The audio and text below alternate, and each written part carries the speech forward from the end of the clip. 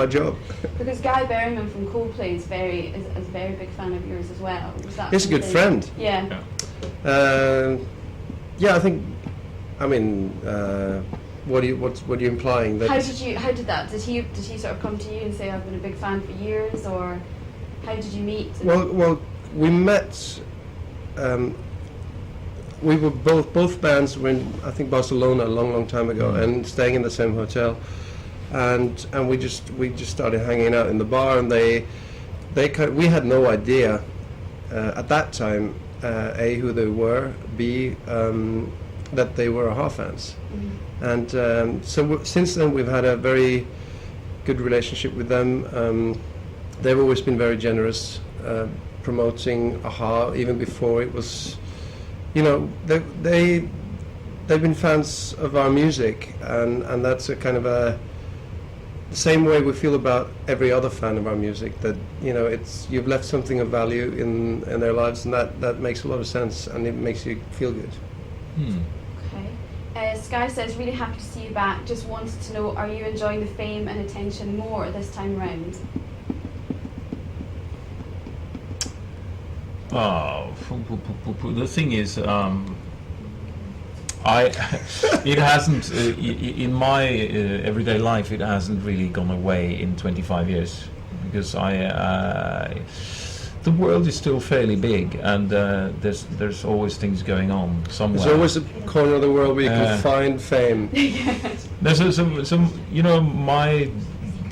my life is like that. I have to live with the fact that I am who I am, and I've done the things that I have done, and I'm still doing. So, but what I can say is that I do actually think I enjoy certain aspects of it more than I did before, because I think you do. I mean, you're much less grumpy and really. Yeah. We enjoyed it tremendously in the early days, in the beginning, because we were just full of expectations as to what it would be like, and we knew it was going to happen. So there was the best period in some ways is just before it happens, and then when you have that confirmation hitting you like a truck, there's a lot of excitement with that, but it was also just like a great relief. Finally we can get started. Enjoying it before it happens is a lot like other things in life, though, isn't it? Yeah, actually. Develop that one. No, this is a family program, and it's the morning. How do you escape then? I think the release is more like an inevitability. How do I escape? Yeah, how do you both escape from it? She's blocking the door. There's no escape. No escape whatsoever. It's that dress again. I think the most effective way of getting transported out of any situation is through music and art. I mean, that's always been the release valve of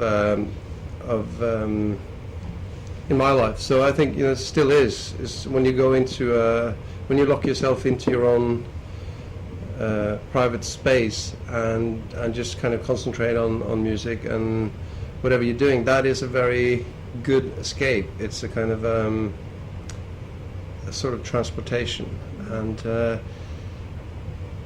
so that's what we do on stage. You can still do that. It's still possible to do that. Tromsgar wants to know, if you had the chance to turn one of your songs into a movie or a sculpture, which one would it be, and how would you do it? How interesting thought.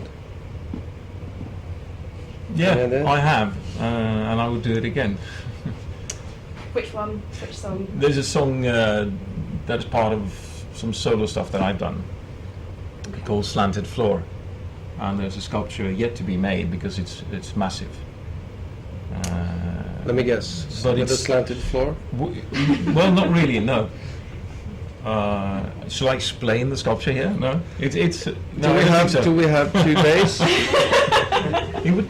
Yeah, and I think I'd just make it. Okay. Easier. It's better.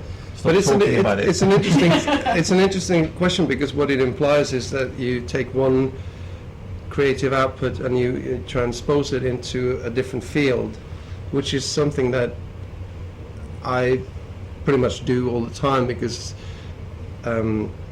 I also, as some of the people out there will know, I also work as a visual artist, and transporting words, for instance, from lyrics into art pieces or back, or there's a kind of a transferal of ideas that changes the way you look at them yourself.